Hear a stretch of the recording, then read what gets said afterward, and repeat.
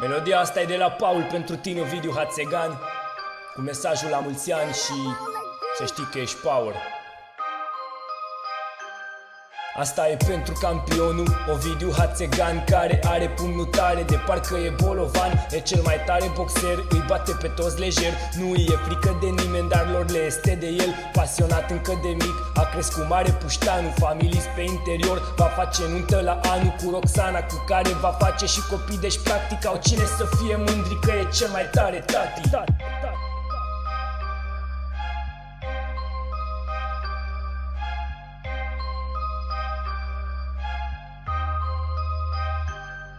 Să vorbesc de viața lui, pot să zic că a fost grea. A copilărit al nostru prin Spania, părinții lui sunt acolo. El a revenit acasă cu gândul să stea mereu lângă iubita lui frumoasă. A fost și în Anglia, dar nu s-a obișnuit că e vreme cam nasoală, plouă în orice anotimp. Sora lui încă e acolo, se înțeleg bine, vorbesc. Când închide telefonul îi zice you are the best. Revenind la pasiune, anul trecut a intrat la categoria grea. A pierdut, dar câștigat, ambiție și putere, să nu se dea bătut. Gândirea că poate să o ia oricând de la început. El încă trage din greu, fiindcă îi place ce face. N-are de gând să se lase, oricine o să-l atace. Este meseria pe care se axează în viitor, nu de alta în trecut. Chiar a fost și campion european de ceva timp la K1. Adversarii mor de frică când aud de Hațegan. De aici reiese că-i power, foarte curajos. Cei cu care se bate și adună dinții de pe jos.